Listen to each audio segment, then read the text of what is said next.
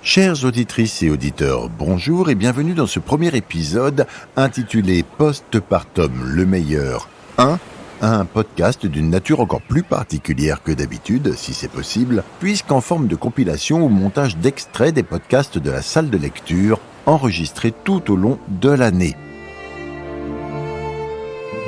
La salle de lecture.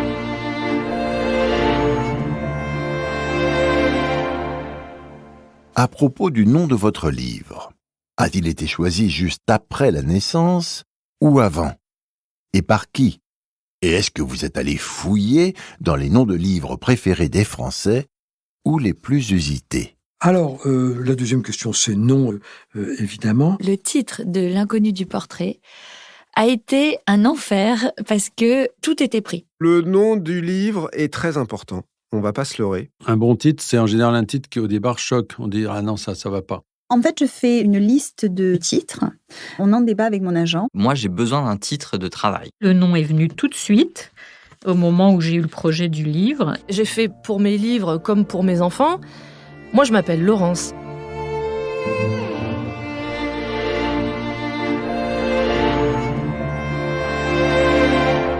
Alors, la deuxième question, c'est non, évidemment. Pierre Lemaître. Pour la première question, ça dépend des livres, hein. Il y a des livres pour lesquels vous avez le nom en cours de route. Je ne l'ai jamais avant. Mais je peux l'avoir très tôt, en cours de route. Par exemple, pour Au revoir là-haut, il m'est venu, j'avais écrit une 20aine de pages, j'avais le titre. Bon. Et puis, il y en a d'autres qui ont eu un nom pendant toute la période de grossesse. Et puis, une fois qu'il accouche, vous dites « Ah, mince, le prénom ne lui va pas ». Voilà. Alors là, vous réfléchissez souvent avec l'éditeur. C'était le cas d'ailleurs pour Le Grand Monde. J'avais un titre que j'ai utilisé pendant toute la période où j'ai écrit. Et puis l'éditeur, quand il a reçu le livre, m'a dit « Écoute, le livre, il est bien, mais enfin, le titre, il va falloir le reprendre. » J'étais d'accord, il avait d'évidence raison. On a tout de suite rapidement trouvé beaucoup mieux. Le titre de L'inconnu du portrait a été un enfer parce que tout était pris. Camille de Peretti. Donc le portrait d'une dame, la dame du portrait, le portrait de l'inconnu. On a tourné le truc dans tous les sens jusqu'à ce que mon éditrice me dise « Mais attendez, l'inconnu du portrait, ça n'a pas été fait encore. » Et on l'a trouvé, on a dit « Allez, on prend celui-là. » On avait essayé plein de trucs. Moi, je suis très mauvaise pour les titres. C'est toujours mes éditeurs qui trouvent mes titres. Quel titre vous aviez donné au départ, par exemple? Pour l'inconnu du portrait Ah bah oui, c'était Les Morganatiques. Quoi? Voilà, exactement. Et donc tout le monde m'a dit « Quoi ? Les Morganatiques ?» Les enfants morganatiques, ce sont les enfants qui sont nés d'une union entre quelqu'un d'un milieu social très élevé, un prince, voilà, et une autre personne qui est une servante ou quelqu'un d'une très basse condition. Ce qui est l'histoire du livre. Et je trouvais que c'était un mot magnifique, morganatique. Et donc je me suis dit « Ça va claquer, ça va être super comme titre. » Et tout le monde m'a dit « Laisse tomber, c'est vraiment pas une bonne idée. » Donc voilà. Le nom du livre est très important. On va pas se leurrer. Nico Taquian. C'est une angoisse dans le sens où je veux vraiment pas me planter de nom. Et je serais très content d'avoir un livre qui sort et qui n'ait pas un nom qui me plaise. Donc, c'est moi qui le choisis, avec le conseil de mon éditrice, qui peut me dire « Attention, ça évoque trop ci, ça évoque trop ça », ou « Attention, ça a été déjà fait », ou etc. Donc, j'en tiens compte. Mais sinon, il arrive assez vite et il a souvent une grande importance dans l'histoire. C'est-à-dire qu'il n'y a quasiment aucun de mes livres dont le nom ne résonne pas vraiment très fortement avec l'histoire. Un bon titre, c'est en général un titre qui au départ choque. On dit « Ah non, ça va pas ». Jean-Christophe Ruffin. Quand j'avais fait ce bouquin sur Compostelle, j'avais fait un jeu de mots en disant « Immortel randonnée ». C'est un jeu de mots sur mortel randonnée. On va dire « Ah, que c'est une connerie, machin ». Et finalement, tilt, finalement, c'était... Ça a pris, les gens aimaient. Bon, et là, il est... En fait, ça s'est fait après.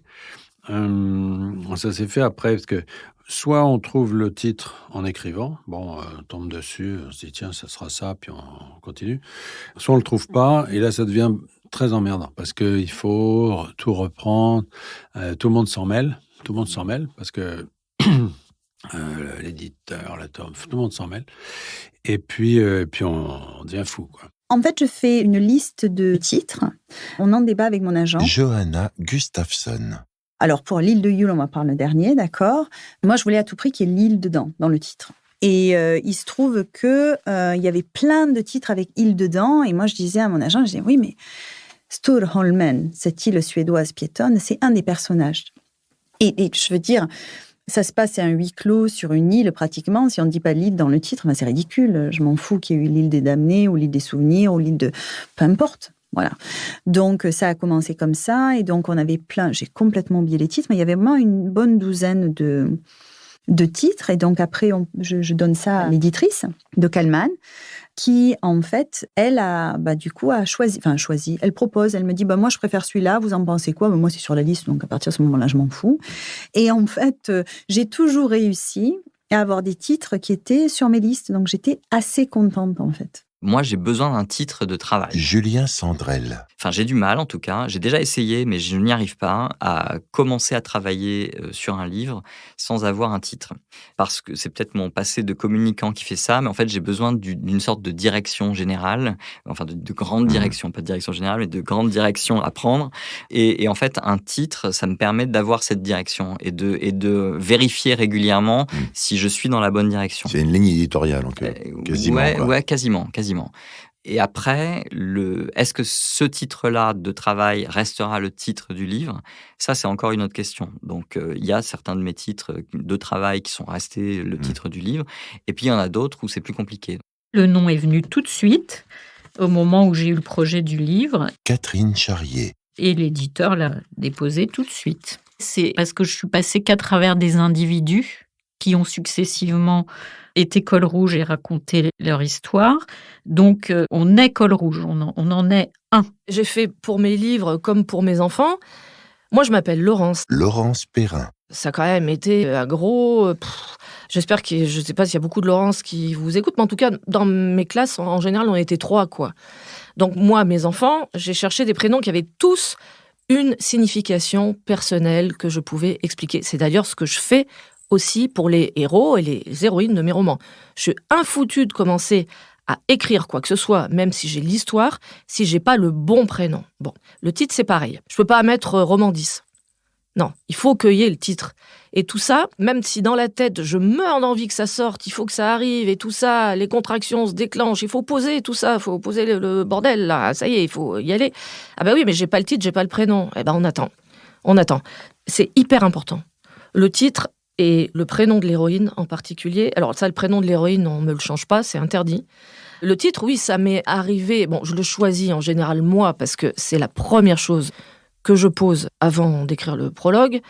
Mais là, en l'occurrence, c'était Soledad tout court. C'est venu de cette femme dont je voulais parler, cette femme de ménage mexicaine, c'était Soledad. Et voilà, une fois que j'ai posé Soledad, on y va. Après, on discute du titre et on peut éventuellement le changer. Il y a certains titres qui sont peut-être déjà pris ou quoi que ce soit. Pour Soledad, je ne sais plus exactement ce qu'il y a eu comme problème, mais peut-être qu'il y avait un autre livre qui sortait, qui était Voilà. Et donc, moi, j'avais déjà le deuxième titre en tête, et c'est Sous le soleil de Soledad, je l'avais en tête déjà. Mais il y a d'autres titres sur lesquels j'ai tenu absolument. On voulait le changer en disant les lecteurs vont pas comprendre ce que c'est, sauf que moi, comme le livre venait du titre, j'ai tenu mordicus, je pense à l'aile des Vierges. L'aile des Vierges, on m'a dit, qu'est-ce que c'est l'aile des Vierges ? Les lecteurs vont pas savoir, vont pas comprendre. L'aile des Vierges, c'est l'endroit sous les combles où dormaient les domestiques dans les maisons victoriennes. Il y avait d'un côté, il y avait l'aile des hommes, et d'un autre côté, il y avait l'aile des femmes, mais comme ça fermait à clé, on appelait ça l'aile des Vierges, pour pas qu'il y ait de relation entre eux. Et moi, c'est en lisant un livre qui parlait des domestiques, qui s'appelait, où on parlait de The Virgin Wing, c'était un livre en anglais que j'ai acheté à New York, que j'ai décidé d'écrire ce livre. Donc c'était pas question de changer le titre, quoi. Eh bien voilà, on écoute, et le temps passe.